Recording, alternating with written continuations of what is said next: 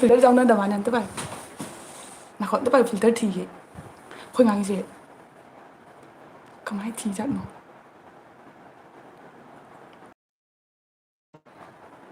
mình cần nắm cái gì làm thế mấy cái sinh thế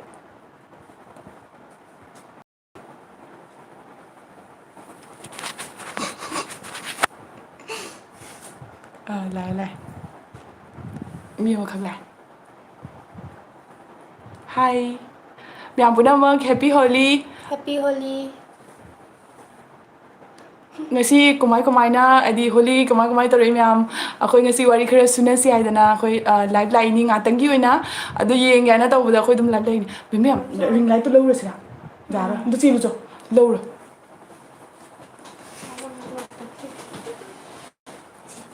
jadre pura mumme anta pura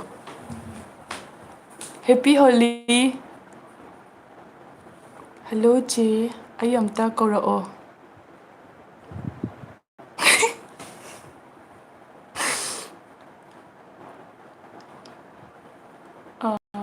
Mayam Punamk Happy Holi ngasi Holi ki kai tawnagi Mayam udi amta bu pawa ka khangdri ai masak ka udi thoktana ngasi akhoi da anno mi am salai Mayam yengningra ai yeng hala age masak phajadabra adu sa habiro Mayam kai dabragi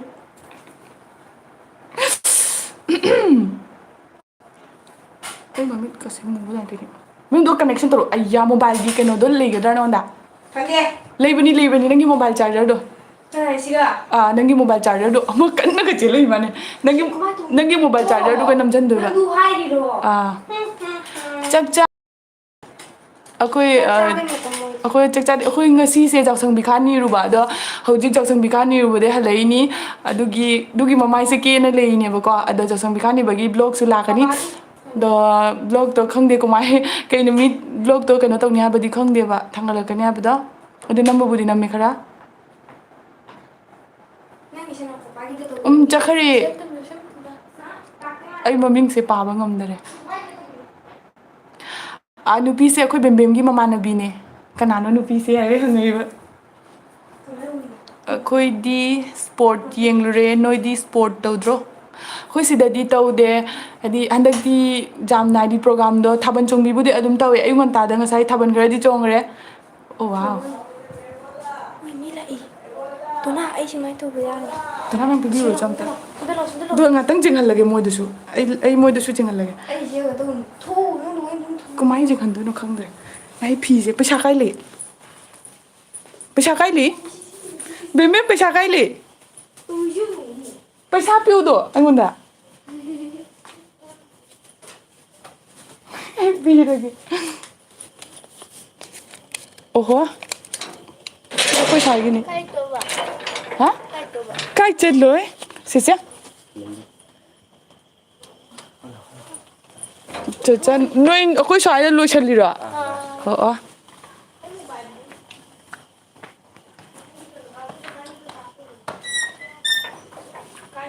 hojikta yausang bikhani bagi mi la amine ado Mayam kai no mut khama ne gi se ta chengjalu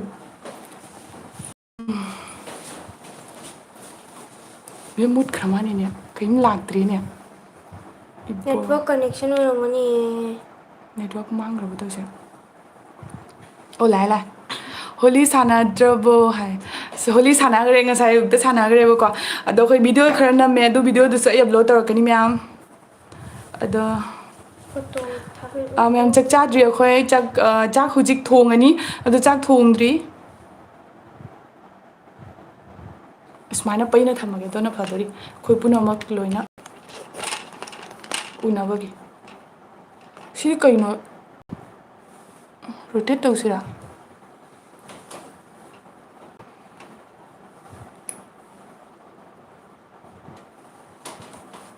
Jauh deh option kemana tadi?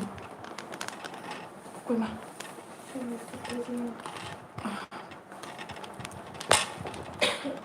Ipa ini sekali kino. Hai. ꯑꯣ ꯑꯣ ꯄꯩꯔꯦ ꯍꯥꯏꯕ ꯎꯕ꯭ꯔꯥ ꯑꯗꯨ ꯃꯌꯥꯝ ꯀꯩꯀꯩ ꯀꯣꯏꯁꯟ ꯍꯪꯅꯤꯡꯕꯁꯤꯡꯗꯣ ꯍꯪꯉꯣ ꯑꯩꯈꯣꯏ ꯃꯦꯝꯁꯨ ꯎꯗ꯭ꯔꯦꯅꯀꯣ ꯃꯌꯥꯝꯅ ꯍꯪꯅꯤꯡꯕ ꯀꯣꯏꯁꯟ ꯃꯌꯥꯝꯗꯣ ꯍꯪꯉꯛꯑꯣ ꯑꯗꯣ ꯑꯩꯈꯣꯏ ꯍꯧꯖꯤꯛ ꯑꯎꯕꯁꯤꯡꯗꯣ ꯂꯣꯏꯅꯃꯛ ꯔꯤꯄ꯭ꯂꯥꯏ ꯄꯤꯔꯛꯇ꯭ꯔꯕꯅꯤ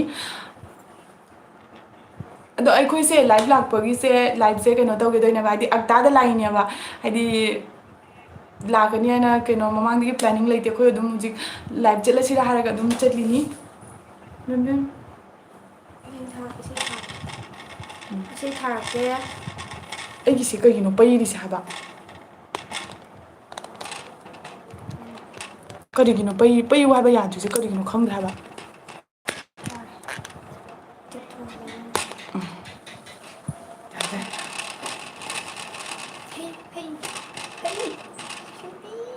ꯀꯩꯗꯧꯔꯦ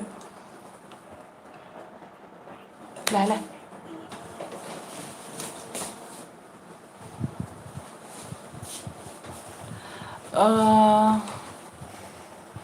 ꯄꯩꯁꯥ ꯀꯌꯥꯝ ꯐꯪꯉꯒꯦ ꯌꯥꯎꯁꯪ ꯕꯤꯈꯥ ꯅꯤꯕꯗ ꯑꯩꯈꯣꯏ ꯑꯩ ꯄꯩꯁꯥ ꯃꯁꯤꯡ ꯊꯤꯕꯗꯗꯤ ꯌꯥꯎꯗ꯭ꯔꯦꯕꯀꯣ ꯑꯗꯨꯅ ꯑꯩꯈꯣꯏ ꯕꯤꯈꯥ ꯅꯤꯕ ꯂꯣꯏꯔꯒ ꯑꯗꯨꯝ ꯌꯨꯝꯗ ꯂꯥꯛꯑꯦ ꯑꯗꯣ ꯑꯩꯈꯣꯏ ꯏꯃꯥꯟꯅꯕꯤꯁꯤꯡ ꯃꯣꯏ ꯍꯥꯏꯗꯤ ꯄꯩꯁꯥꯗꯣ ꯃꯁꯤꯡꯗꯣ ꯃꯣꯏ ꯍꯥꯏꯔꯛꯀꯅꯦꯕ ꯑꯗꯨꯒ ꯀꯣꯟꯅ ꯑꯃꯨꯛ ꯍꯥꯏꯔꯛꯑꯒꯦ ꯃꯌꯥꯝꯗ ꯍꯧꯖꯤꯛꯃꯛꯀꯤ ꯈꯪꯗ꯭ꯔꯦꯕ ꯑꯩꯈꯣꯏ ꯃꯦꯝꯕꯦꯝꯁꯦ ꯑꯩꯖ ꯀꯌꯥ ꯁꯨꯔꯒꯦꯅ ꯍꯪꯉꯦ ꯅꯪꯒꯤ ꯑꯩꯖ ꯀꯌꯥ ꯁꯨꯔꯦ ꯍꯥꯏꯗꯣꯛꯈ꯭ꯔꯣ 19 ꯑꯗꯒꯤ ꯍꯜꯂꯣ ꯐꯖꯅ ꯆꯥꯛ ꯐꯖꯅ ꯊꯣꯡꯗ꯭ꯔꯤꯕꯣ ꯇꯥꯛꯑꯣ ꯍꯥꯏ ꯆꯥꯛ ꯊꯣꯡꯗ꯭ꯔꯤ ꯌꯥꯎꯁꯪ ꯌꯥꯎꯗ꯭ꯔꯣ ꯆꯦ ꯌꯥꯎꯁꯪ ꯌꯥꯎꯋꯦ ꯌꯥꯎꯁꯪ ꯇꯧꯋꯦ ꯑꯩꯈꯣꯏ ꯁꯤꯒ ꯉꯔꯥꯡꯁꯦ ꯌꯥꯎꯁꯪ ꯃꯩ ꯊꯥꯕꯅꯦ ꯑꯗꯨꯒ ꯉꯁꯤꯁꯦ ꯕꯤꯈꯥꯅꯤꯕꯅꯦ ꯕꯤꯈꯥꯅꯤꯕꯁꯨ ꯆꯠꯂꯨꯔꯦ ꯑꯗꯣ ꯍꯧꯖꯤꯛ ꯂꯥꯛꯄꯗ ꯉꯥꯏꯔꯤ ꯍꯥꯏꯕ ꯑꯗꯣ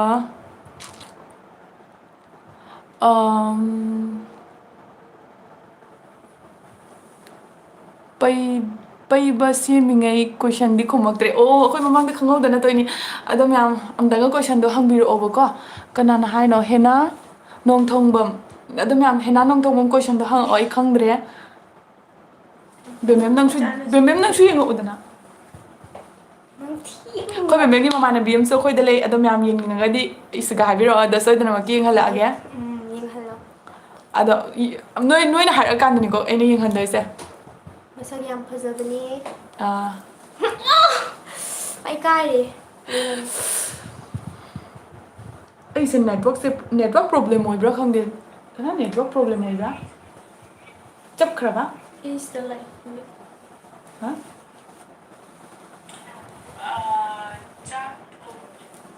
ꯀꯩꯒꯤꯅꯣ ꯑꯩꯒꯤꯁꯤꯒ ꯆꯞꯈ꯭ꯔꯤꯁꯦ ꯅꯦꯠꯋꯥꯛ ꯆꯠꯈ꯭ꯔꯦ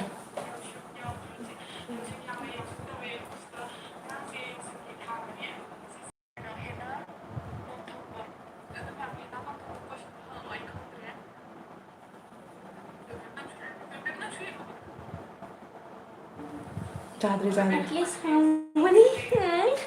ꯌꯥꯗ꯭ꯔꯦ ꯄꯨꯔꯥ ꯅꯦꯠꯋꯥꯛ ꯖꯥꯝ ꯄ꯭ꯔꯣꯕ꯭ꯂꯦꯝ ꯑꯣꯏꯔꯦ ꯅꯦꯠꯋꯥꯛ ꯖꯥꯝ ꯐꯠꯇꯦ ꯑꯝꯇꯁꯨ ꯎꯗꯦꯅꯦ ꯅꯪ ꯃꯣꯕꯥꯏꯜꯁꯤꯗꯤ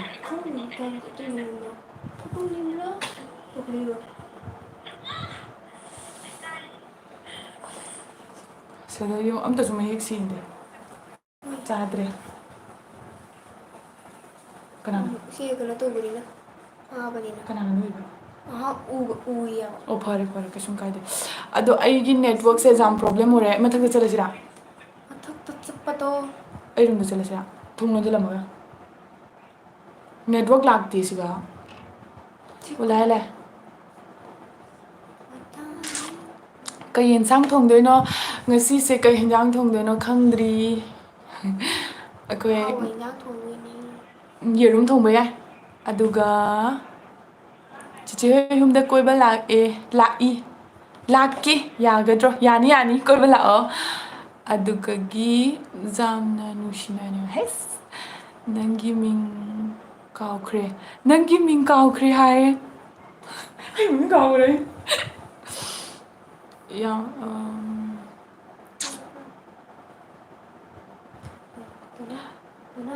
ꯅꯍꯥꯟ ꯀꯁꯥꯔ ꯑꯣꯏ ꯅꯣꯏ ꯕꯦꯝꯕꯦꯝꯁꯦ ꯅꯍꯥꯟ ꯀꯁꯥꯔ ꯀꯣꯂꯦꯖꯇ ꯎꯔꯝꯃꯤ ꯍꯥꯏꯅꯦ ꯎꯔꯝꯕ ꯌꯥꯏ ꯇꯨ ꯆꯪꯕꯗ ꯃꯥ ꯎꯅꯕꯗ ꯃꯥꯡꯈ꯭ꯔꯦ ꯅꯨꯃꯤꯠ ꯀꯌꯥꯅꯤ ꯕꯤꯈꯥ ꯆꯠꯅꯒꯦꯕ ꯑꯩꯈꯣꯏ ꯁꯤꯒ ꯅꯨꯃꯤꯠ 5ꯅꯤ ꯕꯤꯈꯥ ꯆꯠꯅꯩ ꯑꯗꯣ ꯌꯦꯡꯍꯜꯂꯛꯑꯣ ꯍꯥꯏ ꯃꯃꯥꯟꯅꯕꯤꯗ ꯌꯦꯡꯍꯜꯂꯛꯑꯣ ꯍꯥꯏ ꯗꯅ Nghĩ là ông Tâm Ít lý lắm ông Tâm Mấy khơi xin bảo lên network jam problem rồi bảo khơi sẽ Mà ikai haye sigi room jiga network jam problem rồi đó nó tàu ini bảo có đó u đấy đó na Mayam dia charger network pura charger Yung hello masak pazabi bim bim gi friend do Mayam ikai je hai đó na reply pibada yamna late ore nangdi ado saubino ba ko id network problem oina tawina ba network problem oidaba daragadi ai late reply piroidabani ado memem ai room da chasla hajadre ngasi lebe nga hanga leresi Ông ta chapado mi gano to bala di khani bala di yaro ba mi khani bala ta ro re ado myam ai blog se ai blog ka hai dhurini video nambai wakanda ado myam ai live se loi salage kai no da network jam problem oi dui su matak ta khoi yeng mase masak ji su mayek seng de ban na yeng hadi nungai ra ba ko duna ai live se loi salage ado next matang gi blog se tai matang gi live la ko matam da ai mayam da mamang da hairake ba ko ai matam kai ka do hai ba ngam de ba dugini Momoda nangi mamanabi amana hangagpani palapulday. Oh, kanano ne. Lagi happy ocean. Chichigi mamanabi do jengi. Chichigi mamanabi do yengi eh. Yung halasina. Happy ocean. Oh, yari. Happy ocean. Happy ocean may ambo na mag. Ado mga si am kirak triya ko. ꯑꯗꯨꯗꯨꯅ ꯅꯠꯇ꯭ꯔꯗꯤ ꯃꯥꯁꯦ camera ꯃꯃꯥꯡꯗ ꯈꯔꯁꯨ ꯏꯀꯥꯏꯕꯗꯣꯅ ꯇꯧꯋꯤꯅꯦ ꯑꯩꯈꯣꯏ ꯃꯥꯁꯦ ꯐꯖꯅ ꯀꯦꯔꯀꯥꯟꯗ ꯃꯁꯛꯀ ꯐꯖꯔꯀꯥꯟꯗ ꯐꯕꯨꯗꯤ ꯐꯖꯩ ꯀꯦꯗꯅ ꯐꯖꯔꯤꯅꯦꯕ ꯑꯗꯣ ꯑꯇꯩꯁꯨ ꯐꯖꯅꯕꯒꯤꯗꯃꯛꯇ ꯈꯔ ꯑꯃꯨꯛ ꯀꯦꯔꯒ ꯃꯌꯥꯝꯗ ꯑꯃꯨꯛ ꯎꯠꯂꯛꯑꯒꯦꯕꯀꯣ ꯑꯗꯣ ꯍꯧꯖꯤꯛꯁꯦ ꯃꯥꯁꯦ ꯃꯁꯥꯏ ꯑꯌꯥꯕ ꯌꯥꯎꯗꯕ ꯀꯧꯕꯅꯤꯅ ꯑꯩ ꯀꯩꯅꯣ ꯇꯧꯗ꯭ꯔꯦ ꯃꯁꯥꯏ ꯑꯌꯥꯕ ꯌꯥꯎꯗꯕꯅꯤꯅ ꯑꯩ ꯌꯦꯡꯍꯟꯕꯗꯣ ꯉꯝꯗ꯭ꯔꯦꯕꯀꯣ ꯀꯅꯥ ꯖꯥꯝ ꯃꯃꯤꯡ ꯆꯠꯂꯤꯅꯤ ꯃꯦꯂꯥꯗ ꯀꯧꯏꯌꯦ ꯀꯩꯒꯤ ꯏꯀꯥꯏꯔꯤꯅꯣ ꯏꯀꯥꯏꯒꯅꯣ ꯃꯥꯁꯦ ꯈꯔ ꯏꯀꯥꯏꯒꯜꯂꯦ ꯑꯗꯣ ꯃꯌꯥꯝꯅ ꯌꯥꯝ ꯔꯤꯀ꯭ꯋꯦꯁ ꯇꯧꯔꯒꯗꯤ ꯑꯩ ꯁꯣꯏꯗꯅꯃꯛꯀꯤ ꯖꯪꯍꯟꯒꯅꯤ ꯀꯥꯏ ꯅꯠꯇ꯭ꯔꯣ ꯗꯣꯅ ꯅꯪꯒꯤ ꯖꯪꯍꯜꯂꯁꯤꯗꯅ ꯃꯥꯏ ꯃꯃꯤꯡ ꯄ꯭ꯔꯤꯌꯥꯟꯁꯅꯥ ꯀꯧꯏ ꯑꯁ ꯆꯦ ꯕꯦꯝꯕꯦꯝꯁꯦ ꯌꯥꯝ ꯐꯖꯩ ꯏꯀꯥꯏꯔꯦ ꯑꯩꯈꯣꯏ ꯕꯦꯝꯕꯦꯝ ꯐꯖꯩ ꯍꯥꯏ ꯐꯖꯕꯅꯤ ꯀꯥꯏꯗꯅꯣ ꯍꯥꯏꯁꯦ ꯀꯩꯅꯣ ꯀꯥꯏꯗꯅꯣ ꯍꯥꯏꯁꯦ ꯀꯩꯅꯣ ꯀꯥꯏꯗꯅꯣ ꯑꯩ ꯌꯨꯝꯗꯅꯤ ꯑꯩꯈꯣꯏ ꯌꯨꯝꯗꯅꯤ ꯍꯧꯖꯤꯛ ꯑꯗꯨꯗꯤ ꯃꯃꯥꯟꯅꯕꯤꯗꯣ ꯆꯦ ꯕꯦꯝꯕꯦꯝ ꯃꯃꯥꯟꯅꯕꯤꯗꯣ ꯑꯝꯇ ꯌꯦꯡꯒꯦ ꯑꯩꯈꯣꯏ ꯕꯦꯝꯕꯦꯝ ꯑꯗꯨꯃꯥꯏꯅ ꯐꯖꯩꯉꯣ ꯃꯥꯁꯨ ꯑꯩꯉꯣꯟꯗ ꯍꯦꯟꯅ ꯐꯖꯩ ꯑꯩ ꯐꯖꯗꯦ ꯌꯥꯝ ꯆꯝꯃꯦ ꯅꯣꯏꯁꯦ ꯀꯥꯏꯅꯤ ꯆꯝꯕꯅꯤ ꯆꯝꯕꯅꯤ ꯆꯝꯐꯨꯠ ꯑꯗꯨꯃꯥꯏꯅ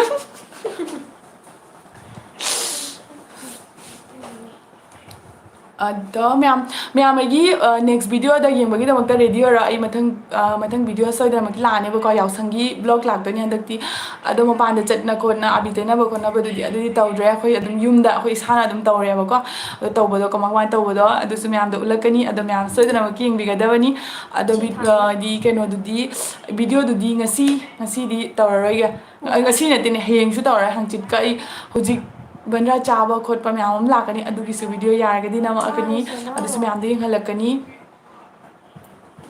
ꯑꯗꯣ ꯉꯁꯤꯗꯤ ꯍꯣꯂꯤꯅꯤꯅ ꯃꯌꯥꯝ ꯄꯨꯝꯅꯃꯛꯇ ꯋꯤꯁ ꯇꯧꯅꯤꯡꯗꯅ ꯑꯩꯈꯣꯏ ꯍꯥꯏꯗꯤ ꯍꯣꯂꯤꯒꯤ ꯍꯥꯏꯗꯤ ꯌꯥꯎꯁꯪꯒꯤ ꯋꯤꯁ ꯇꯧꯅꯤꯡꯗꯅ ꯂꯥꯏꯚꯁꯦ ꯂꯥꯛꯄꯅꯦꯕꯀꯣ ꯑꯛꯇꯥꯗ ꯋꯥ ꯈꯔ ꯉꯥꯡꯉꯨꯗꯅ ꯅꯪꯁꯨ ꯑꯩ ꯀꯔꯤ ꯍꯥꯏꯗꯣꯔꯤꯒꯦ ꯅꯪꯅ ꯇꯅꯤ ꯄꯦꯇꯪ ꯉꯥꯡꯉꯤꯗꯣ ꯑꯗꯣ ꯅꯪꯗꯤ ꯑꯝꯇꯁꯨ ꯄꯥꯗꯦ ꯀꯩꯅꯣꯝ ꯀꯣꯃꯦꯟꯉꯩꯁꯦ ꯄꯥꯔꯒ ꯎ ꯐꯪꯗꯦ ꯅꯥꯀꯣ ꯆꯦꯒꯤ ꯑꯩꯈꯣꯏ ꯃꯃꯤꯠ ꯗꯗꯥꯁꯦ ꯂꯣꯏꯅ ꯀꯔꯤ ꯊꯕꯛ ꯇꯧꯒꯦ ꯑꯥꯔꯃꯤꯅꯤ ꯑꯩꯈꯣꯏ ꯂꯣꯏꯅ ꯃꯃꯤꯠ ꯐꯅꯔꯦ ꯑꯩꯈꯣꯏ ꯑꯗꯨꯅ ꯗꯗꯥꯁꯦ ꯑꯥꯔꯃꯤꯅꯤ ꯑꯩꯈꯣꯏ ꯂꯣꯏꯅ ꯃꯃꯤꯠ ꯐꯅꯔꯦ ꯃꯣꯕꯥꯏꯜ ꯄꯥꯏꯃꯟꯕꯗꯒꯤ ꯑꯗꯨꯅ ꯑꯝꯇ ꯎꯗ꯭ꯔꯦ ꯖꯨꯝ ꯇꯧꯁꯟꯗ꯭ꯔꯦ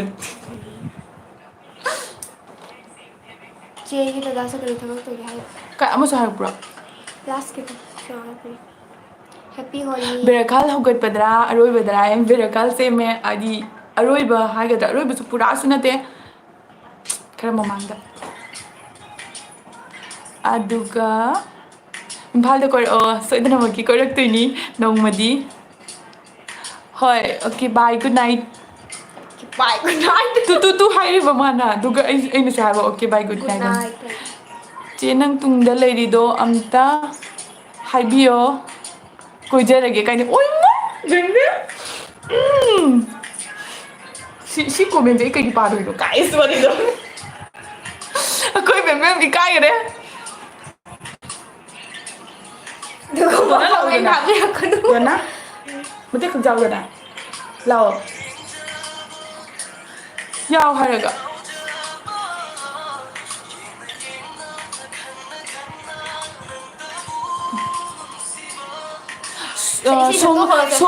Somjit dukan manaktra hai. Somjit dukan manaktra keno. Mem sing CD yang fazeye ga. Thank you. Happy Holi. Happy Holi mau kai ne. Happy Holi pakang. Pakang oi ra matu thiba oi ra du dikhang dre ba ko. Sei sakto khara khan nang lahan sei sakto pam. Du sei de haite pha de. Happy Holi. Class kaya mo yan lumem nang se. Well ni. Ada. Tel thai. Nenegi video se adum yengba nungaye. Happy Holi. Happy Holi. Gogoi khangbra. Gogoi khangbra. Gogoi khangbra. Không de. Bikani budget trabo momota hai na I khangbo ma ni. Bikani budget lui ada ngasi hujik chalui ni bikani ba halai ni adogi adu lor kan live light ni ba kangsoi thong ba ra thong ke akoi di kangsoi yam chai do kangsoi si di mi pura bang na hina bani na ko adi thong ba sa hapak tri ni ba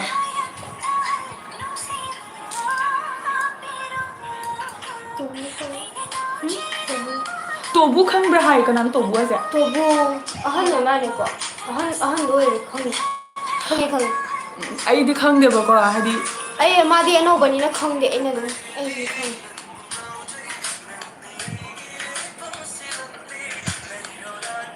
yen yam cha de bra hai ai yen cha de am bo cha de tong chak ti hai cái tong chak di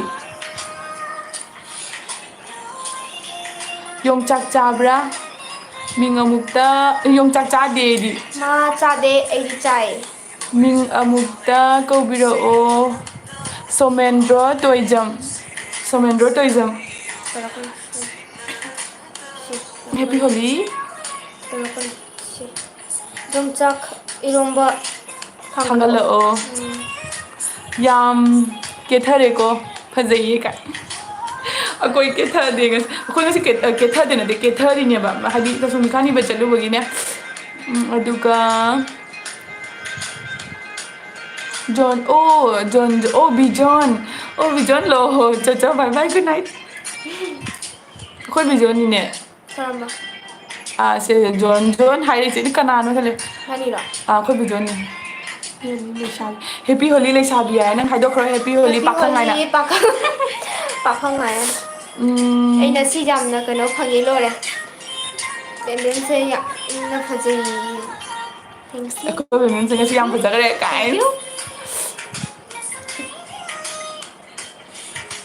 good night Bijon kai da no dear akoi yum da ni hojik ado bikhani ba chalu bagi loi bagi light lak pa ne ba maybe yaosheng gi se tharo Yaw sangi. à Ano ba la ai to ne bani. yaosheng hai da yaosheng hai ga dam yaosheng gi se tharo yaosheng gi se sap to ase Ano ba sai ni? Ano ba sai lai? Jai good evening happy yaosheng nang na nokan bisina kai nokpa se phari ni ne no ma da ne amu nokka da bani aduduna hakjang da tension su free oi da ba du gai hakjang su kana da ba ga exercise su oi da ba ai na pha ba tharo ni ai pha de ni Che pha tha do pha lo.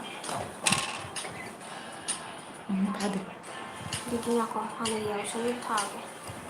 akoi di mobile se akoi bani chen da da inbox amaka nahan gi make sem lage do na ta bida amaka kaya no kalak mathi to ya do kalak mathi to ya do na te humang na pungchong do do humang na pungchong chong ba makai phaibom mathi thok ba makai hai dre ne do mai hai bi tra do na do mai hai bikani bagi video habo hoi hapakani myam soy dre magi engada bani Happy birthday ꯀꯩ ꯊꯥꯗꯅꯣ January-ꯗꯅꯤ ꯈꯔ ꯍꯣꯜꯂꯣ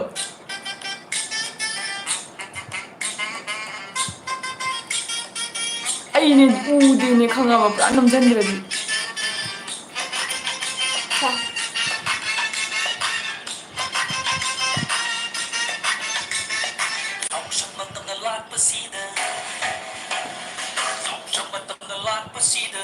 ꯁꯨꯡꯗꯧꯅ ꯃꯈꯣꯟꯒ ꯊꯣꯛꯇ꯭ꯔꯦꯅꯦ ꯑꯩꯕꯨ ꯃꯇꯝꯅ ꯂꯥꯛꯄꯁꯤꯗ ꯕꯦꯝꯕꯦꯝꯒꯤ ꯃꯤꯡꯁꯦ ꯕꯦꯝꯕꯦꯝꯇ ꯀꯧꯕ꯭ꯔꯥ ꯅꯠꯇꯦ ꯑꯩꯒꯤ ꯑꯁꯤ ꯃꯃꯤꯡꯁꯦ ꯅꯤꯁꯥ ꯀꯧꯏ ꯑꯁꯤꯒꯤ ꯏꯁꯩꯁꯦ ꯉꯁꯥꯏ ꯑꯩꯈꯣꯏ Happy ꯊꯥꯕꯜ Holi ꯆꯣꯡꯉꯦꯕꯀꯣ from ꯑꯗꯣ Manipur. ꯀꯩꯅꯣ Happy ꯇꯧꯗꯦ Holi. ꯑꯩ ꯚꯤꯗꯤꯑꯣꯗꯤ ꯂꯧꯍꯧꯗ꯭ꯔꯕ ꯍꯥꯏꯗꯤ ꯑꯩꯈꯣꯏ ꯌꯥꯝ ꯄꯥꯝꯖꯩ ꯁꯤ ꯏꯁꯩꯁꯤꯁꯨ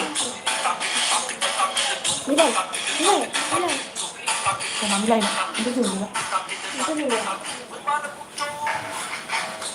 ꯆꯈꯨꯜ ꯃꯤ ꯂꯥꯛꯅ Haribola wala wala.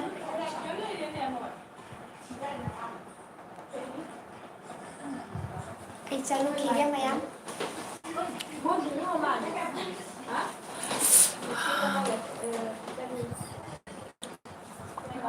ꯕꯦꯕꯤꯝꯁꯦ ꯏꯁꯩ ꯊꯥꯏꯁꯦ ꯀꯣꯄꯤꯔꯥꯏꯠ ꯂꯥꯛꯑꯣꯏꯗ꯭ꯔꯣ ꯂꯥꯏꯚꯇꯗꯤ ꯀꯣꯄꯤꯔꯥꯏꯠ ꯂꯥꯛꯑꯣꯏꯗ꯭ꯔꯥ ꯑꯩ ꯈꯪꯗꯤꯌꯦ ꯑꯩ ꯈꯪꯗꯦ ꯂꯥꯛꯀꯗ꯭ꯔꯥ ꯂꯥꯛꯑꯣꯏꯗ꯭ꯔꯥ ꯍꯥꯏꯅ ꯑꯗꯣ ꯑꯩꯒꯤ ꯂꯥꯏꯐꯁꯦ ꯂꯣꯏꯁꯤꯜꯂꯒꯦ ꯃꯌꯥꯝ ꯍꯥꯏꯗꯤ ꯑꯩꯈꯣꯏ ꯅꯦꯝꯕꯣꯛꯁꯨ ꯀꯩꯅꯣ ꯇꯧꯋꯦꯕꯀꯣ ꯆꯥꯛꯁꯪꯕꯤ ꯈꯥꯅꯤꯕ ꯆꯠꯈꯤ ꯌꯥꯕ ꯑꯗꯣ ꯃꯥꯁꯨ ꯍꯧꯖꯤꯛ ꯂꯥꯛꯑꯅꯤ ꯑꯗꯨꯒꯤ ꯍꯧꯖꯤꯛ ꯑꯩꯈꯣꯏ ꯕꯦꯝꯕꯦꯝ ꯑꯩꯈꯣꯏꯗꯅꯦꯕ ꯂꯩꯔꯤꯁꯦ ꯑꯗꯨꯅ ꯑꯩꯈꯣꯏ ꯂꯥꯏꯐ ꯂꯥꯏꯅꯦꯕ ꯑꯗꯣ ꯍꯥ ꯑꯗꯣ ꯑꯩꯈꯣꯏ ꯅꯦꯝꯕꯣꯛꯁꯨ ꯂꯥꯛꯑꯦ ꯑꯗꯣ ꯑꯩꯒꯤ ꯂꯥꯏꯐꯁꯦ ꯂꯣꯏꯁꯤꯜꯂꯒꯦ ꯃꯌꯥꯝ ꯃꯊꯪꯗ ꯑꯃꯨꯛ ꯀꯩꯅꯣ ꯇꯧꯔꯁꯤ ꯎꯅꯔꯒ ꯑꯩꯈꯣꯏ ꯋꯥꯔꯤ ꯁꯥꯟꯅꯔꯁꯤ ꯑꯗꯣ ꯕꯥꯏ ꯕꯥꯏ ꯃꯌꯥꯝ ꯄꯨꯝꯅꯃꯛ ꯕꯥꯏ ꯕꯥꯏ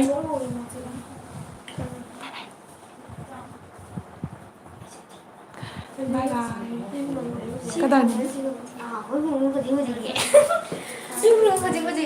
Okay.